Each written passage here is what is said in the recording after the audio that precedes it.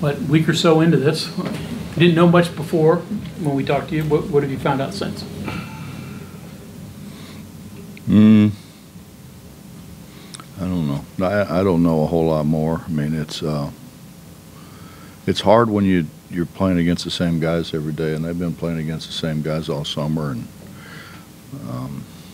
we haven't rebounded very well, but you can't tell really if we're rebounding well offensively and not rebounding defensively or vice versa. You know, it's you need to have somebody else out there so you can blame somebody. You know, you can't run over and pat one guy on the butt and say, "Hey, great job," and the other guy, you know, why didn't you block him out? They look like they've jumped up a good bit from last year.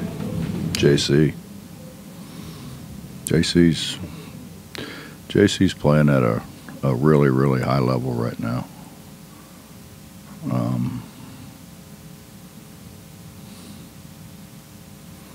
I don't know if any of the rest of them, whether you notice that big a difference. Beetle was playing really well until he sprained his ankle. I thought he was much improved. Chase Harler. Chase is playing a lot better. You mentioned this summer he was really working on his shot. How's that progressed? Well, we got him from putting he had his thumb under the ball. You can't have your thumb under the ball. He's shooting a lot better. His mechanics are better. When your mechanics are better, generally you shoot it better. Mine looks like a different, more determined player, more confident. Who said that? Mine. Oh. The keynote speaker. I must have been watching the wrong guy. He's shooting the ball. He's really shooting the ball. But I mean, he's got to rebound it. He's got to defend. He's got to do a bunch of other things. And he's trying. He is. I'll give him that. He's trying. But I mean, we had practice the other day. He had one more rebound than Jerry's statue. So It was probably a loose ball rebound. I can't remember what it was, but you've also talked about Javon's work ethic. Did you know that he had that? You know, when he first got here, did he have that when he, coming as a freshman? I knew he played really hard. And I had all the other three guys go watch him as well to see if they saw the same thing I saw. And it didn't matter if they were playing 8 o'clock in the morning or they were playing 8 o'clock at night. I mean, he stood out because he played so much harder and because he really tried to guard. You know, he really put a lot of pressure on the ball. And I knew he wasn't ready at that point in time to be a point guard. He's ready now. He's playing really well. So you say he's better. How? I mean, he's Defensive Player of the Year last year in the country, so where can he improve? Passes it better. His decision making's much better. He's shooting the ball much better. I think his ball skills are much better. All the things that you can really by putting time in, you can get better. He's better at. You got probably, I haven't researched it, but you probably got one of the most experienced backcourts in the country with Dax and Carter. I mean, you're talking about probably 200 starts. How do you use that to your advantage, having those experienced guys? Well, the first thing we got to do is get Dax out of the training room. But I don't know. I mean, I thought honestly, going in that pair would be as good as any pair. But I mean, you gotta practice, man. You know. Does that take a little off you? I mean, when you got experienced guards, identifying things and helping them out on the floor, and does that take a little burden off you because they can do some of that now that maybe before you had to coach them through things? Well, it's a lot more than them knowing. I think their teammates have to trust them. I think when their teammates, when they get on their teammates, rather, their teammates got to know that they've earned that. They've got to know that they know what they're talking about. I think Deshaun Butler was a great example. I mean, he got on guys, but they knew how hard he worked. They knew his understanding of what was supposed to happen, and so, you listen. But it's very much a respect thing. I mean, it's the same way with coaches. I mean, if you don't respect your coach and think he knows what he's talking about, you're not going to pay him a whole lot of attention. I mean, that's life. So that's why I think it's so important that those guys not just lead you with experience, but they lead you with effort. They lead you with all the so-called intangible things that make you a lot better, make your team a lot better. What's wrong with Dax? He got a knee in the thigh. That'll do it. For some people, yeah, for some people it will. I mean, it is good. Could you stretch Javon to and feel comfortable? Depends on the game. Depends on when the other team is trying to really slow it down. He can play more minutes. I mean, obviously, it comes down to more possessions, Mike, than it does time. I think I told you this. Wani came in and said, he was playing 39 minutes a game and he was down to whatever it was, 28, 29 minutes, whatever. And he said, I'm not getting the same kind of touches. And the reality is we had more possessions, so he had the ball more in 29 minutes than he did in 39 minutes because of the speed of the game. So pushing him from like 29 minutes a game to, this is arbitrary, 33. That really wouldn't matter so much as far as wear and tear, but if he was playing an extra 10 possessions a game over those, that might be more alarming. Well, I think it's more of, it's hard to get him out of practice. Some of them it's hard to get into practice. It's really hard to get him out of practice. And Day was that way. It was just hard to get him out. You put him out and you turn around, they're back in. We've got to kind of, honestly, there should be some games where he doesn't have to play at near as many minutes, and then there's going to be games when he's going to have to play heavy minutes. What do you think of your newcomers? Our new guys? Mm-hmm. I've been happy with Wes. Wes is trying. It's a lot of things thrown at him, in a short period of time. I think the good thing about playing Texas A&M in Germany is the exposure. The bad thing is, if you were playing somebody else, you could go a little slower.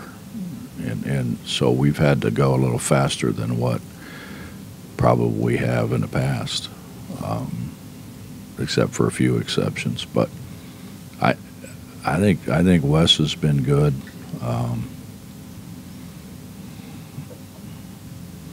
D'Angelo has some positive things. We got to get him, a little tougher.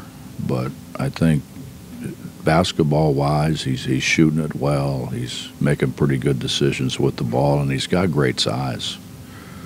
For a perimeter guy, he's 6'6" and long. He just, it's a little harder here than it is a lot of places.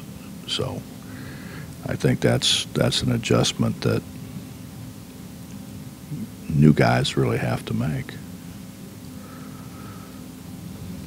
I'll have to keep an eye on Javon away from practices, like off-season, make sure he's not burning at both ends during the season. Well, we shut him down last year for a little while because he was starting to break down a little bit, but.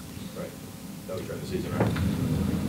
Yeah, but you know what, Mike? When you think about it, here's a guy who I think he's an NBA player. I think he can play in the NBA.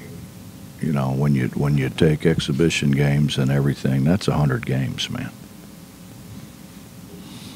You better get used to it. He doesn't Seems like he gives himself a break, though. You mentioned everything he did in the offseason. He seems like he's pretty committed to it. Michael Jordan didn't give himself a break either. Jordan.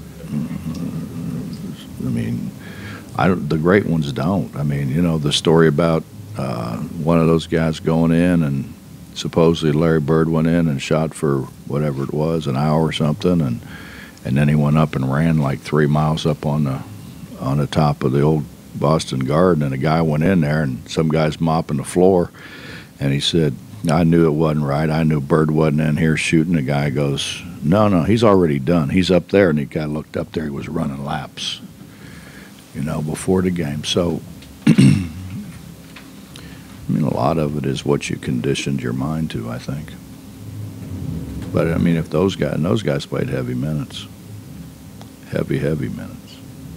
You mentioned sprained ankle and then the knee to the thigh. What about Napper? How's he doing? And is anybody else hurt? Nah, just some guys' feelings. I don't know. They looked at Knapp yesterday, and I mean, he's on schedule, but that's a while. You know, he's still going to be. It's going to be at the earliest, I would think. You know, late January, at the earliest, where he'll be able to do anything really. You know, basketball-wise, anything. So. Beetle sprained it pretty good, but a lot of it is how bad do you want to come back. I mean, let's be honest. A lot of it is how bad do you want to come back. Guys play with a lot of stuff now. They play with a lot of bumps and bruises and strains and sprains, and the guys that want to. So you guys scrimmaging this year? Blue Gold game. Private. Yeah, we're going to scrimmage Purdue. Purdue. It's like 3 years in a row with them? 2. 2. This is the second. Who's playing point guard for you in practice? Now? Javon and Truck. Now, Truck. We got Darryl out there. Yeah. He and KJ trying to get in a little bit of shape before they leave to go to Europe. So, yeah. Yeah, he's been out there. They play offense. But that, I mean, Truck always did. Yeah, Truck always did. I got that one, yeah. You don't throw their ass on the treadmill, do you? No. They're done with that? They're done with that. They get on the bike. But yeah, those guys have been out there, and then we're playing Chase there a little bit. You see, Medical miracles aside, is the hope that Brandon can give you 12 to 15 games at the end, or is that just... No. Brandon's done for the year. we think of Teddy. What can he do for you, Teddy Allen? Teddy, score. Can he defend yet? Do you think he will be able to? Just a matter if Teddy can outscore his man. He's getting better. I mean, he's probably made the most improvement of anybody. But he can score the ball. I mean, he finds ways to score the ball. And I think his attitude's been terrific. And I mean, at first, he didn't think he had to play defense. Like most guys that, score a lot of points in high school. And now he's really accepted it. He's not very good at it, but he's really trying. So he'll get better. The exhibition game, you have that big gap. Is that better to play it at that point of the season instead of? Billy knew he was leaving. Billy knew he was retiring. Now, we just had a big gap in there, and I didn't want that big a gap, so I thought it would benefit us more to play a game in there than it would be to play an exhibition game before we started. I mean, we got the scrimmage, and we're playing so early anyways. I don't know that playing somebody that, I mean, honestly, we should beat handily. I don't know how much good that does us. we're not going to get a whole lot of preparation for those two big guys on the block that we're going to face November 10th.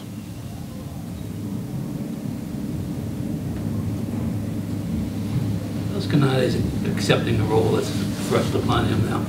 Who? Canade. Yeah, most of the time. I think KJ being around has really helped him because it's kind of knocked his self-esteem down a little bit. Yeah. KJ gets every rebound like he always has, and it's good for Sags to be able to see somebody like that. I mean, he's a Stag's a talented guy, and he's improved dramatically offensively. I mean, dramatically offensively, and to the point where we'll run some things for him because he's made that much improvement. But it's Bob, the hard thing, man, is it's an every play, every day grind, and that's hard for young guys, and particularly a guy like him that just so dominated high school with his strength and his athleticism. And they're used to taking plays off. The biggest difference between us, between like a Deshaun Butler, a Wellington Smith, and those guys, they learn not to take plays off. And Day took a lot of plays off early on. And as you mature, as you understand you can't do that, you get better at it. But it doesn't happen overnight. When you say Sags is better offensively, can he step out a little bit to 10 feet or so? Or what do you think he's comfortable with now? He's 15, 17 feet right now. I mean, I think eventually he'll be able to step out and make threes. But, I mean, right now we need him to – we do need him to make shots 15, 16 feet. And the good thing about it, he's shooting it well from – he's shooting from the baseline. He's shooting from, in the circle.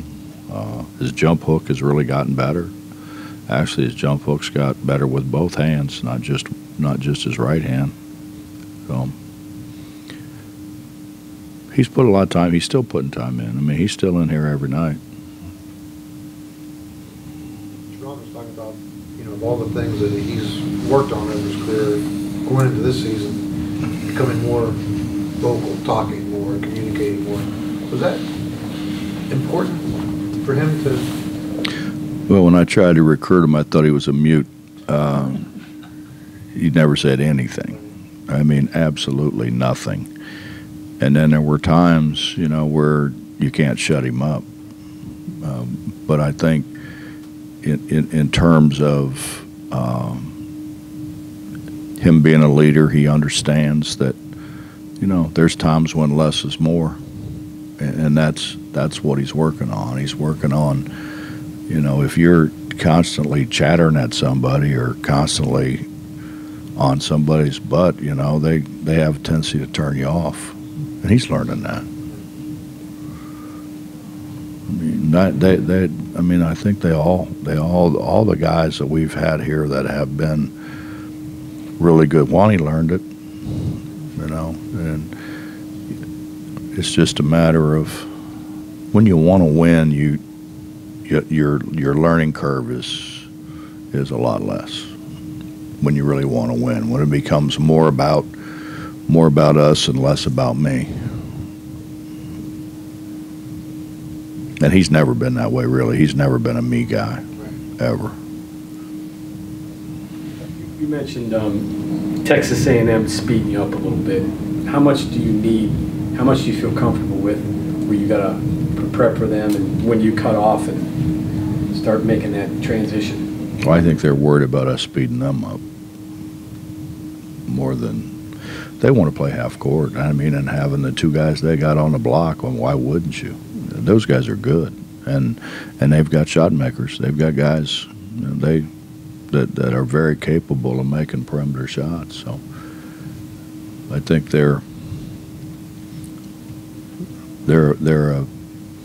or if they're not there now, they will be a very proficient half-court offensive team where we want to play up and down. We want to try to get numbers and keep the numbers in our favor. How does Teddy scores? Slasher, inside, drive? Pardon? Teddy. He can shoot it. Yeah. It's not the most picturesque looking shot, but it goes in. He shoots it well from the perimeter. He drives it. He knows how to score. I mean, if you asked all the guys, like, who's their best scorer, they probably say Teddy. Now, I mean, it's going to end up being JC, obviously, but Teddy can score. And Teddy's tough. Teddy's got some. He's got some toughness to him. He's not a soft kid. You basically have like a month before that trip to Germany, but it sounds like you've already started watching the film, scouting A&M. I mean, yeah. I mean, yeah. I mean, you want to be good at what you need to be good at. Certainly at the right time. But yeah, I mean, we've watched some tape. Is it any different from, like, say, if you were playing UVA in Game 5 last year, that you get ahead of the jump on that kind of stuff, or we call this Game 1? Does it get more acute and focused? I mean, we probably did some things to get ready for UVA. We had 4 guards that were pretty good, and we don't have 4 now that have the experience that they have. I mean, when you're talking about JC and Dax and Tariq, they had a lot of experience, and then Tavon had a year under his belt. So yeah, we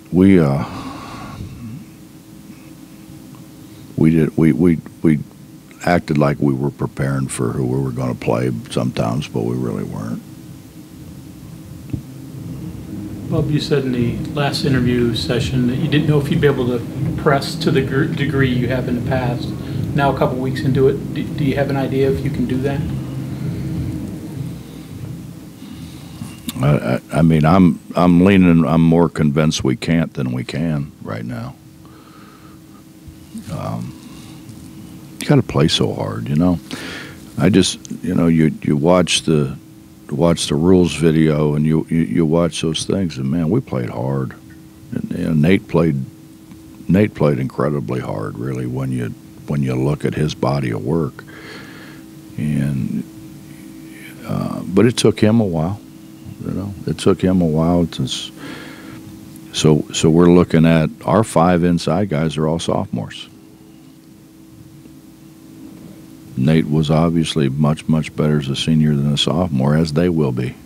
But somehow we got to get them.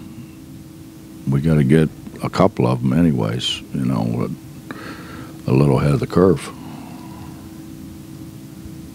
Is the Germany trip a no-brainer for you, or did you kind of have to weigh some positives about it? Well, I think in light of what's going on in our country, I think it was a no-brainer. To be able to go over and spend time with the troops, to be able to play on the base, which is going to be 99%, right? Troops in there, watching the game, enjoying the game. I mean, that part of it was a no-brainer. And then I think, for us, it's going to get a lot of build-up because it's the first game of the year. So I didn't want to do it just because of the travel, because of how much we travel anyway. But I thought the positive far outweighed that negative. That's the only negative that I could find with it. Maybe easier to get to Germany than Lubbock. I don't want to say that because, see, when you sit there, they're not behind you screaming things like that, the stupid things that I say. You can say stupid things. They don't know who in the hell you are, so they don't know.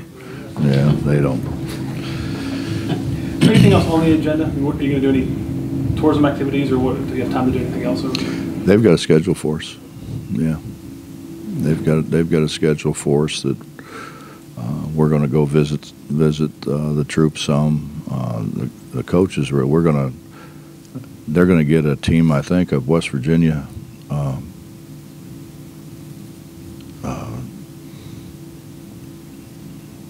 West Virginia natives, right, against Texas natives, yeah, and our staff's going to coach obviously the West Virginia team, and Billy and his staff will coach the Texas team. Bringing the treadmill with you? You know, I don't think the treadmill would bother them, Bob. I think they're well past that.